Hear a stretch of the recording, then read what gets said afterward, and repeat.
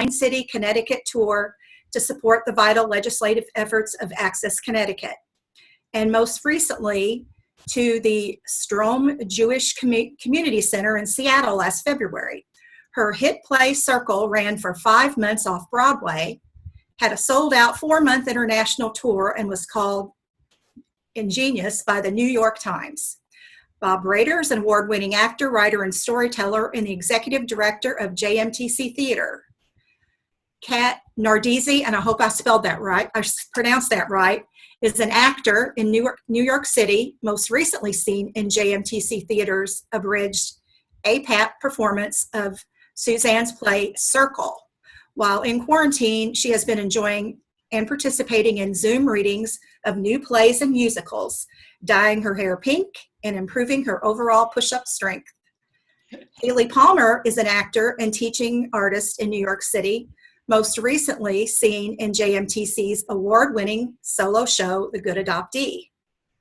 Throughout New York on pause, she's been grateful to continue teaching online for the acting and voice departments of the American Musical and Dramatic Academy and performing in wonderful online theater events like this. Suzanne and Bob attended the inaugural Indiana Adoptee Network Conference and brought the Good Adoptee as keynote presenter to the second annual.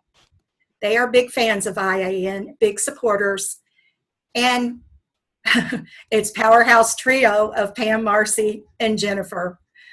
We really appreciate that comment. Thank you so much. So I'm going to turn this over to the amazing Suzanne and Bob. This is live from New York. Here we go. It's up to welcome. Thank you so much. Yes, we are so thrilled to be here, and it's so amazing and heartwarming to see all of you here. It's just wonderful. Yes, y'all look great.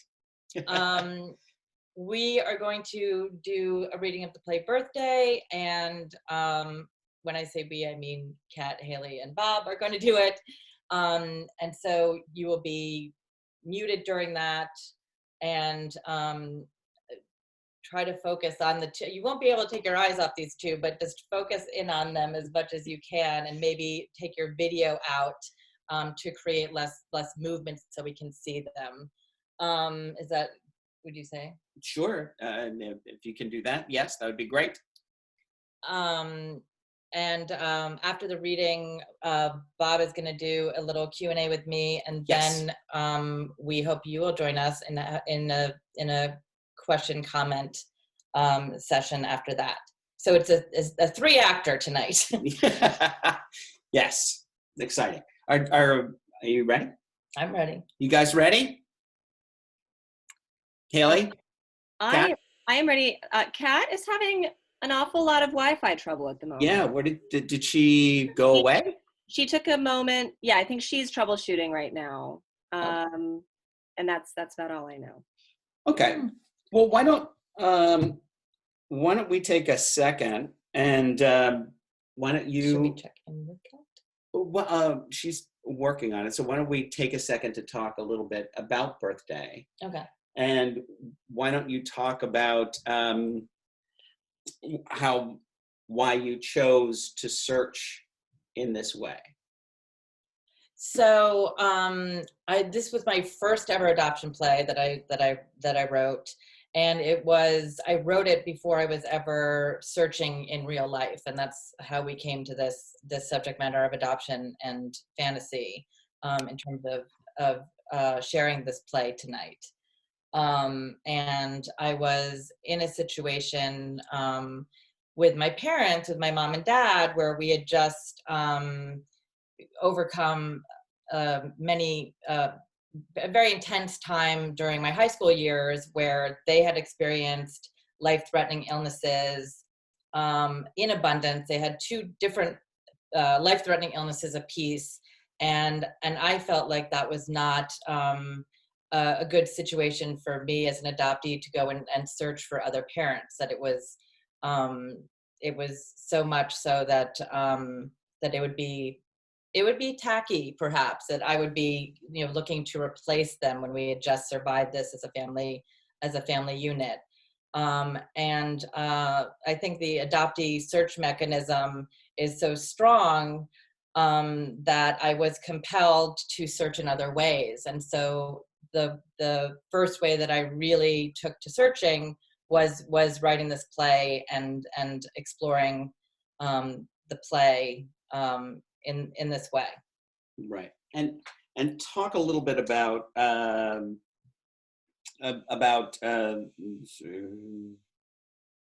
little bit about your search in general, and I'm going to see if I can get in touch with Kat. Okay. So, She wait, on? no. Oh, she is. She's on. She is on. She's on. Marcie. Marcie, Jennifer, can you hear me? Oh, there you go. Okay. Can you unmute Kat? Can you unmute Kat? Marcie, Jennifer. Can you unmute Kat and make her host? Oh, hold on. Or can we? We can. Oh, no. I'm unmuted. There you are. There you are. All right. Oh, sorry. It's quite okay. all right. It's quite all right. Quite all right. It's gonna work if I can't hear Hayley talking. Right. Yeah, little things like that. Yeah. So we managed to talk about the play a little without completely spoiling it, I think. Right. No spoilers. I didn't want to give too much away. All right. Are we ready? Ready. Without further ado, Birthday by Suzanne Bachner. Setting, Alexandra's living room, New York City. There's a front door, stage right, and a kitchen door, stage left. A large chocolate cake sits on a plate on the coffee table with a bottle and glass of scotch, cigarettes, an ashtray, birthday candles, and a bread knife. Alexandra enters, drunk, wearing a long red dress and black pumps. She lights candles placed around the room with a silver lighter and then sits on the couch. She downs some scotch, lights herself a cigarette, places little pink and blue candles in the cake, and lights them. She picks up the bread knife, looks at it, then exits to the kitchen, clangs around in there, and returns with a huge cleaver. Alexandra brushes the blade across her throat, then her wrist. She falls to the couch. Happy birthday to me. Happy birthday to me. Happy birthday, dear Alexandra. Happy birthday to me. She closes her eyes and peacefully formulates her wish in her mind. She picks up the cleaver again and collapses onto the couch with the cleaver on her chest. Mother enters, downstage right, not through the door. She is an attractive woman of 22, dressed in 60s hippie garb, straight out of Woodstock, flared jeans, embroidered top with her belly exposed, a crown of daisies on her head. Mother grabs the cleaver out of Alexandra's hand and places it on the table, extinguishes Alexandra's cigarette in her scotch glass, bangs the glass down on the table hard, and blows out Alexandra's candles with one breath.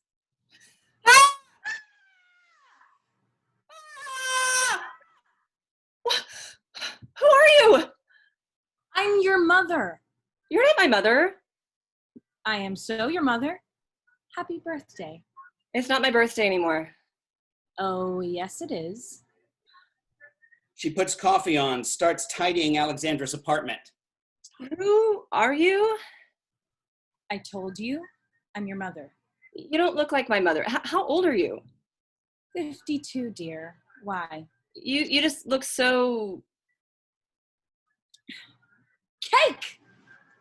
Alexandra stares at Mother as she settles down in Alexandra's spot on the couch. Mother takes the cleaver, slices herself a generous piece of cake into Alexandra's plate, and starts eating it. I should be able to recognize you, shouldn't I? Of course you should. You look funny is all. How can you stand there insulting your mother like that? Oh, sorry. It's just that I didn't expect you. It's a surprise visit. Yes, How old are you now? How old are you now? How old are you now? Do you have a glass of milk? I'm awfully thirsty. How old are you now? Alexandra returns carrying a glass and a carton of milk. I'm 30, all right? If you must know, the big 3-0. Here. You really ought to use skim, you know? 30. Well, you are a big girl. You don't look anything like my mother. You don't act like my mother. You don't look anything like my mother. I look like you. You don't look like me. Look at me. Besides, how could you possibly be my mother? You don't look a day over 40. 22. Mother looks down at her hands. She jumps up, runs to the mirror, and starts examining her firm, thin, 22-year-old body. That's strange, but I guess it makes sense. I was 22 when you were born. You were 36. No, 22. Well, you look younger than me. Why are you here? You made a wish? I didn't wish for you. You did. You wished me here, Alexandra. That is what they call you, isn't it? Alexandra. What do you mean they?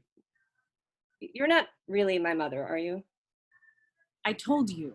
You wished me here. You're an imposter. I was invited by you. I didn't wish anybody anywhere. You blew out my candles. I couldn't even blow out my own candles, so my wish couldn't come true. There must be some sort of mistake. There's no mistake. I don't know you. You don't remember me, do you? Can you leave me alone now? Just finish your milk and go. Alexandra picks up the cleaver and wipes it clean with a napkin, then puts it down. She watches Mother eating cake slowly and daintily. That's funny. I would have thought you'd be able to tell. It's been a while. I'd like you to leave. I wish you out of here now. It doesn't work that way. I'm not leaving until you sober up, young lady. Mother serves Alexandra coffee.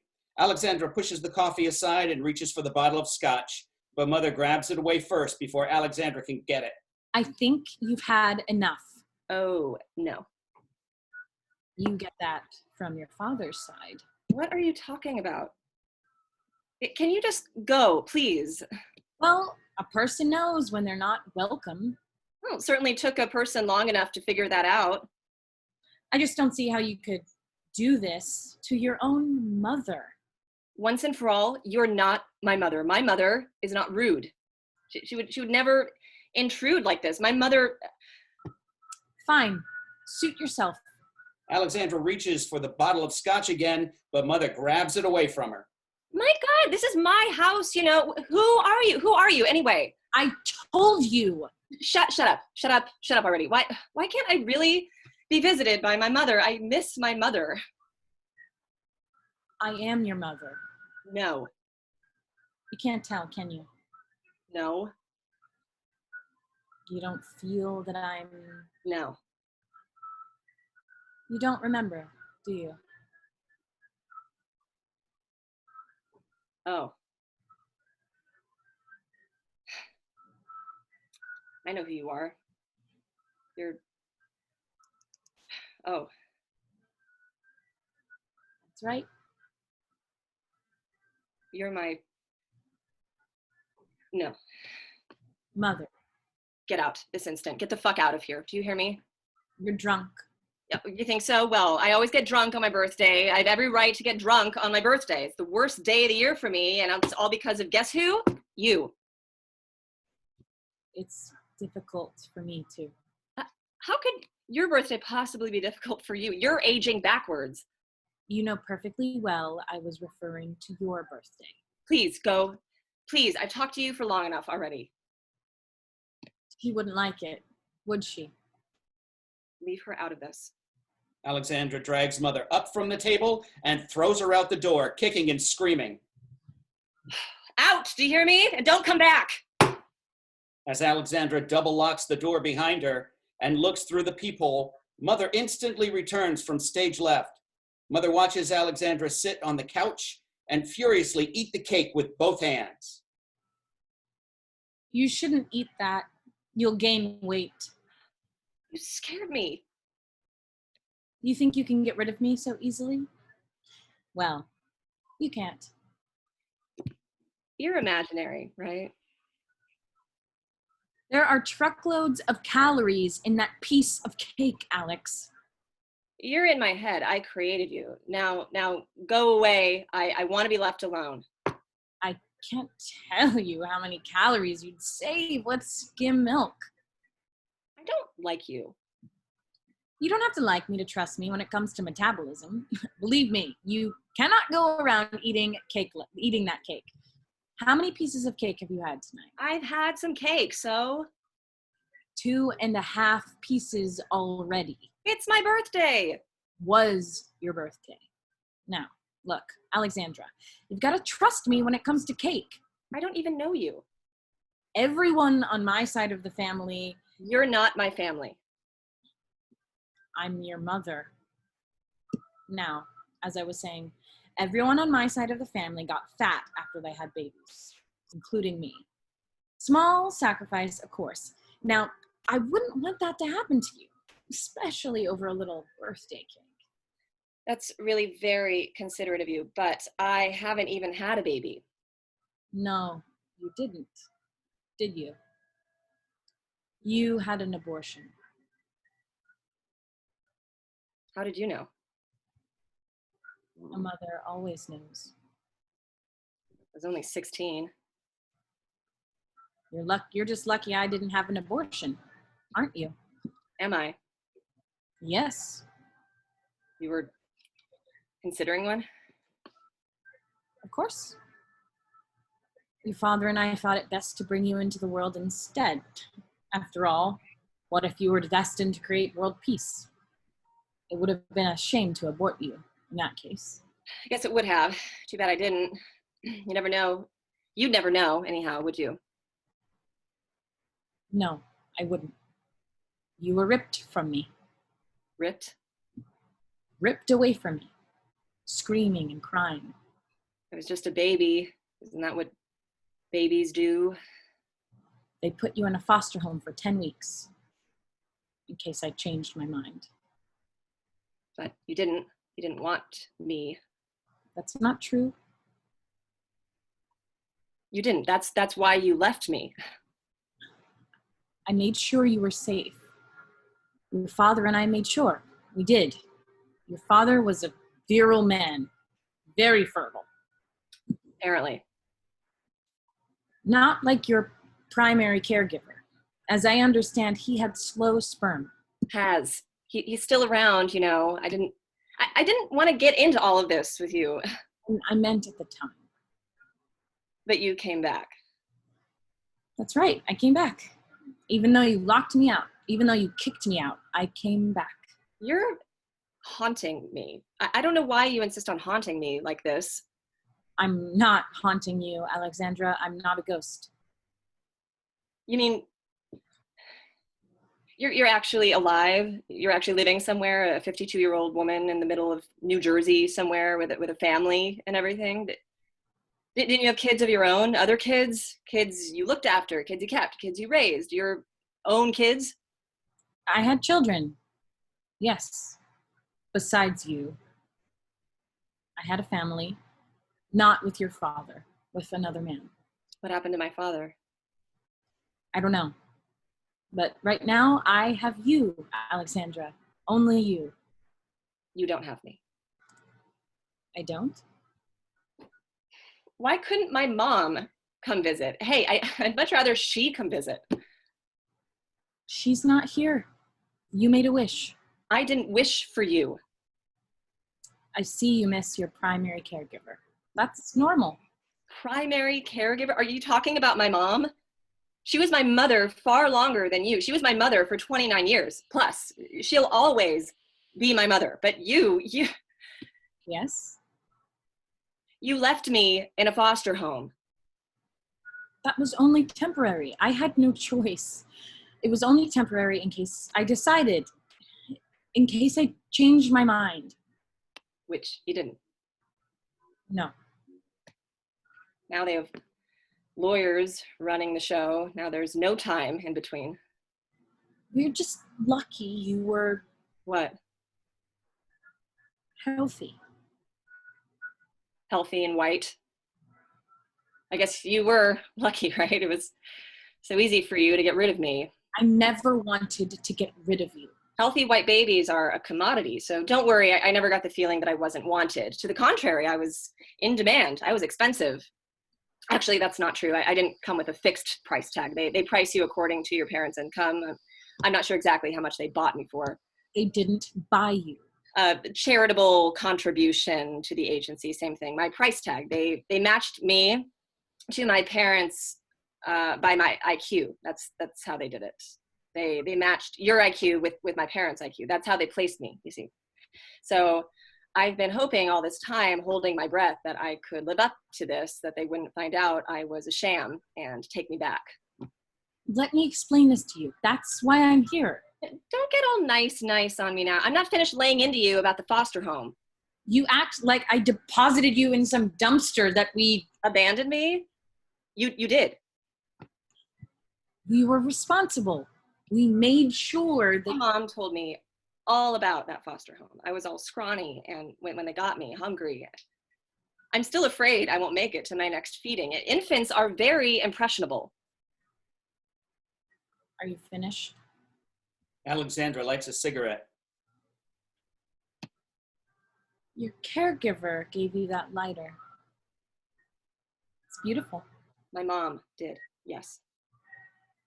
For my 25th birthday. She loved you. Yes, she did. It's too bad she encouraged your smoking like this. She didn't encourage it. Well, I don't like you smoking. It causes cancer. I wouldn't think secondary smoke inhalation would be a problem for a phantom. I'm not a phantom. I'm a figment. And I mean for you. Cancer runs rampant on both sides of our family. Mom used to read the science section of the Times every Tuesday and remove a new food item from our diets. Bacon was the first thing to go. Get off my back. I've lived for 30 years without being aware of my genetic background. I'm telling you now, for your own good. I don't want to have to confiscate your cigarettes again. That didn't go over too well the first time, no. Your mother died of cancer, didn't she? But you still smoke. Don't you think life is precious? I don't know what to think anymore. You do. You saved yourself before on your 17th birthday. Remember? You were going to... Yeah. But I didn't. How come you never sought me out before tonight? I told you I didn't search you out. You blew out my candles before I had the chance. It was a subconscious desire then. Did you become a psychologist? They told me you were in graduate school studying to be a psychologist. That's right, but we're not talking about me. What are we talking about then? Your parents never taught you any manners, did they? So you admit they're my parents now, my real parents. Who left you with no real or imaginary manners. Maybe it's just because I'm an only child. Most children seek out their parents, their real parents. You are not my real parents. My real mother. My mom is my real mother. Got that straight? Your mother is dead. What's your point? This is your first birthday without her, isn't it? I don't know why you decided to barge in here on what was going to be a perfectly innocuous close to my 30th birthday, but you're not going to take her place. You've got a lot of nerve barging in here like this. I was perfectly happy without you. You didn't seem perfectly happy to me. Oh, I didn't, did I? I don't know why you insist on picking a fight with me, Alexandra. I still can't get used to that name, you know? I was going to name you Jasmine. I called you that in the womb. I spoke to you. Do you remember? I spoke to you all the time. So did your father. Shut up. I think Jasmine is a pretty name, don't you? Much prettier than Alexandra. Alexandra is the name of my aunt. I just think that Jasmine would have suited you better if you had been my child. I was your child. I am your child. Isn't that what you keep telling me, trying to convince me? No, you're not Jasmine. My little Jasmine would never talk to her mother this way. She'd never treat anyone as cruelly as you've treated me tonight. You ripped the scotch right out of my hand. Why didn't you search me out before? I don't know. Most children get curious, seek out their real parents at age 19 or 20. I could always look at the file if I wanted to. They always gave me that option. Looking for me, baby? No. I waited. I thought, okay, this year, she's gonna come and find me. Some lady from the Oprah Winfrey Show is gonna give me a call. We'll be reunited on national TV. You'd be older. Yes, I would. You'd be much older and gray and wrinkled. You weren't in the least bit curious? Closer to death. You'd have loose, flabby skin around your jaw and neck, and I'd have to shake hands with you and notice it, and I'd look at you, and I'd have to think the whole time we were visiting, what will that loose skin look like on me? Most kids hate their parents. They want to pretend they were switched at the hospital, mixed up bassinets, that they've ended up in the wrong family, that their parents are their real parents after all. Like my son, Jason. He says there was a mistake. He jokes. But with me, I was the opposite. I wanted to be my mother's child, my mom, not you, my mom. I pretended I was. Everyone always says we look alike. You look just like your mother. She had a nose job. Even so. Don't you have any questions you want to ask me? Anything you want to know? No. Anything. No, I didn't search you out, remember? I wouldn't do that. I would never do that to my mom. He's not here. I wish she were here. Fuck it. Fuck all of you. Motherfucking mothers. You never bother to stick around. I didn't mean to leave you, Alex. Just like you, I suppose. I couldn't help it. She was sick. She was strong. How would you know? I don't think she'd mind if you'd ask me some questions. You've already answered some of mine. I have? Like what? I wanted to know what my daughter looked like. Who she is. Oh. Don't have any daughters of your own?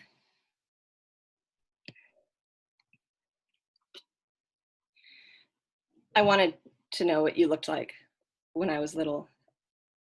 I guess it's a little too late for that. I wanted to know what I'd look like when I grew up, how big my breasts would be, when my hair would go gray. You were very pretty. So are you. Can I ask you something strange? Of course you can. What is it? Can I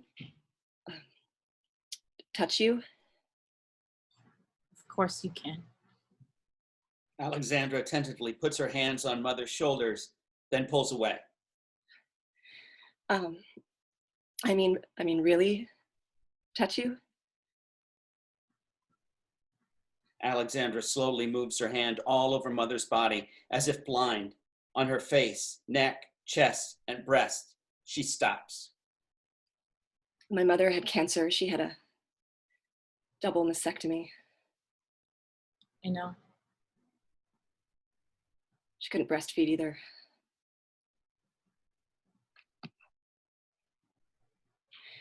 When she got me, obviously, you know, they say that fucks you up as a kid. They change their mind about that every 15 years. I think I turned out all right, don't you? Yes. I always wondered what they did with your milk, what you did with it when you couldn't use it. I mean, when you gave me up. Simple. They drained me. I was drained. Oh. Did it hurt?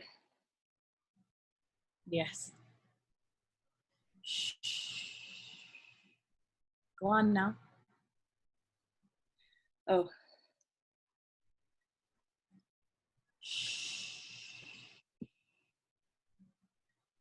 Hush, little baby, don't say a word. Mama's gonna buy you a mockingbird. And if that mockingbird won't sing, Mama's gonna buy you a diamond ring. Alexandra touches mother's hips and thighs. She stops with her hand on mother's belly. And if that diamond ring turns to brass, Mama's gonna buy you a looking glass. This. I gave it all to Mom. Yes. All of this. Yes. That's all right, dear. It was with her. It's called transference. Is that what it's called? Yes.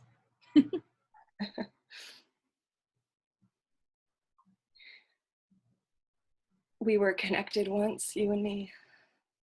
She puts mother's hand on her belly, on her own belly. Yes. And not just physically. You were my daughter once. Yes. I will always be your daughter. Yes. Mother removes Alexandra's hand from her own belly, puts them on Alexandra's belly and holds them there. I'm here. I never left you. You never left me. Remember. Yes. Mother slowly backs away from Alexandra and exits.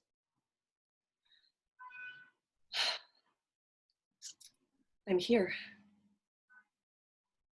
End of play.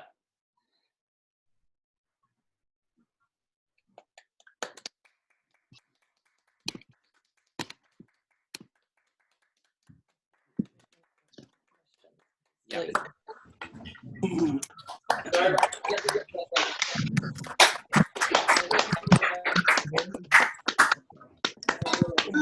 Thank you so Thank much. you so very Haley, much. Kat, Thank you. and Bob. And Yes, you guys are great. thank you Thank both for troubleshooting during crazy. Kat had to actually change locations to make this happen. It worked. And I'm really with our troubleshooter during it.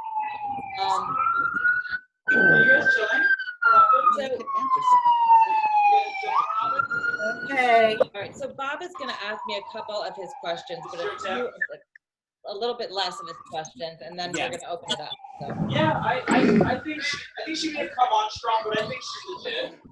Please mute Who yourself. said that? She offered or you offered?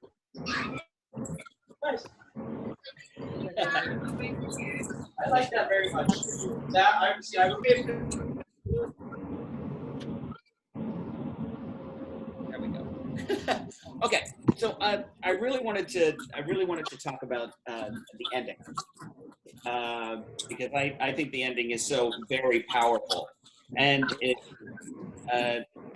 about what the ending means to Alexandra and to Mother. Want to talk about something else first? Oh.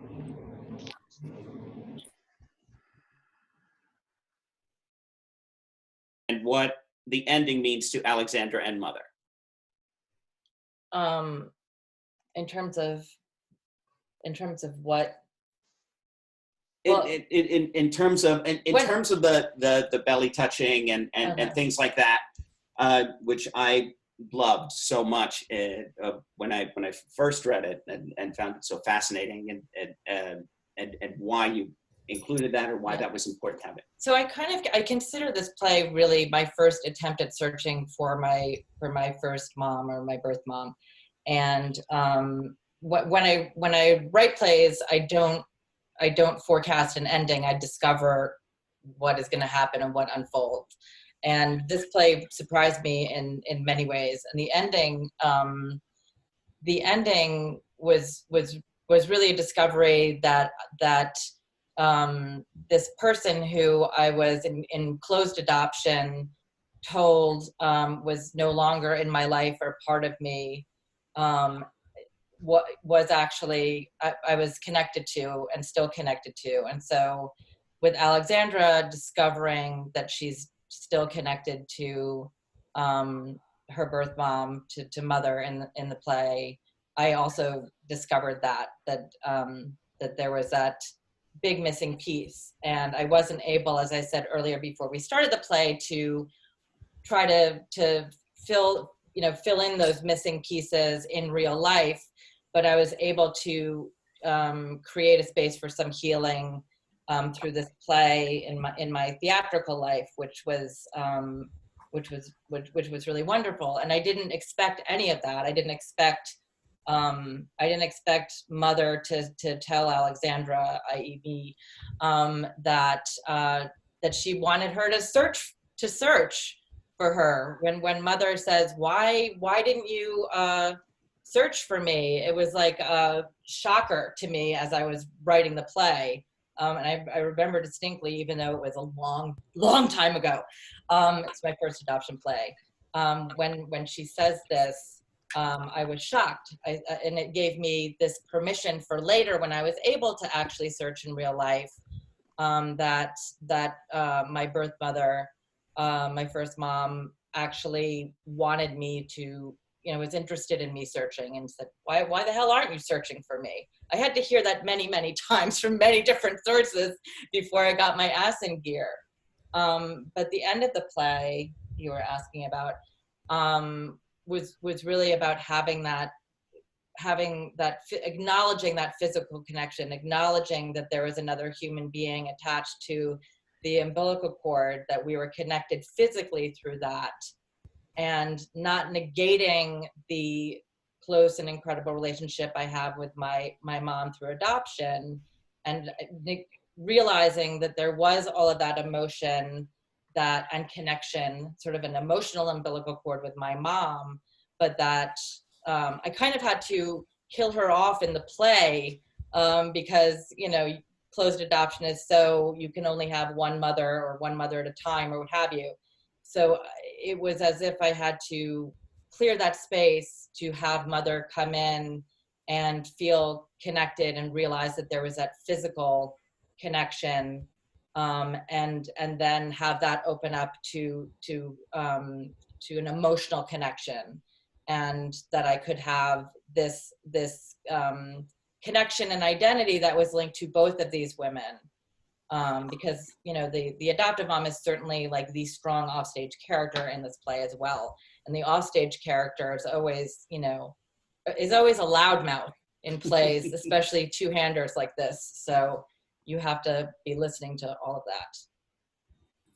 that. Real quick, were there? You mean shorter answers, Bob Brader? No. I'm saying that I'm just going to throw out a few things real quick so we can. Okay. When you were writing this, were there things that you realized that were not true, or were not necessarily true when you started searching, or parts of it? Well, there's some content of it that is sort of sourced from my my narrative, or the story that is told through my life. And so a couple of those I kind of put in as sort of like the headpieces of like, oh, okay, mom is in graduate school because that's what I was told. That was a total lie. Also, the IQ matching with the parents, I think, was a total lie. And I don't even remember who told me that, but I know from it being in the play that I didn't just make that one up. There's things that I was just like, oh, I grabbed that from life. That was one of them. Totally not true. And of course, the biggest one was, for years I had this belief that I could, when I was ready, walk into Louise Wise services and, be handed my file when I was ready. And of course, we all know that was a big fat lie. So those were the things that are in the play that were not true, and yeah, that I later learned were true. So the opposite of that, what are some things that you wrote that you didn't realize were true when actually they were?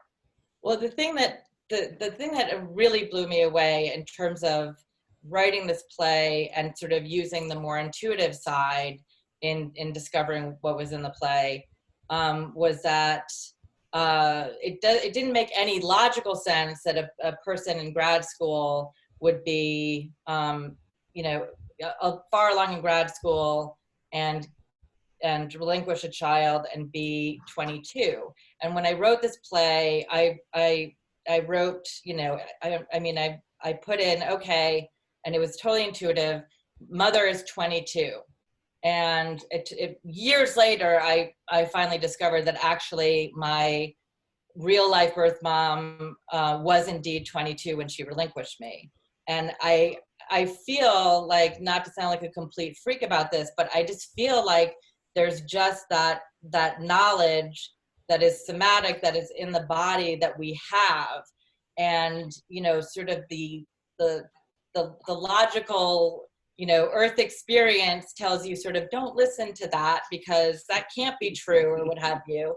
But I think I allowed myself to kind of go to those realms through fantasy and through exploration with this play. And I had that nugget of she was 22. When the social worker at Louise Wise Services told me, that she was 22, I almost fell off my chair. So that was a good example of that. That's good. and really quick, what did you discover writing Birthday and by searching through this imaginary way? One of the things that I discovered, which was a harder thing, was that when I was writing this, I realized that Alexandra was suicidal. And I think, telling you this on the other side of this play sounds super obvious. And since I'm the one that wrote it, perhaps I should know this. But what I discovered in this setup of this play, what was this state that she was in. And I think it was, earlier in my life when I was really tippy-toeing into sort of the existential crisis of being an adoptee. And I did not know that she was in this state until I brought this play into my grad school situation, into my workshop with my mentor Romulus Linney, and we read this play for the first time, and he referred to Alexandra as being suicidal.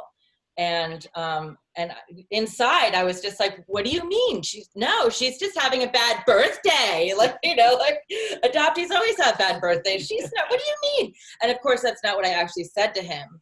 He said, oh yeah, she's suicidal. And I was like, oh yeah, like I knew that. Of course. And I had to really process that, and see that, that I was playing with fire. I have a lot of compassion for myself in terms of exploring this search and exploring this relationship with my birth mom, with my first mother, through this play, because it is like, a tinder cloud ready to explode. It's really scary. And it was scary even writing this play. And I realized I was sort of on shaky ground when Romulus said, had that insight to me, and I was like, holy shit, you know. So, but the whole process, and I think writing about adoption or expressing about adoption in any form, is always empowering in some way, even if you don't have a big discovery, if you don't have, you know, a big revelation. There's something about, even in a, you know, in a fantasy situation, obviously mother is not a, you know, she's a figment, but it's empowering to lay claim to your own story, and reclaim it. And I think every time you set out to explore that story, that's what you're doing. And you're either discovering things you don't know about yourself and your story, or you're confirming them. And I think both are important. Awesome. That's great. I think we should open it up. Let's open it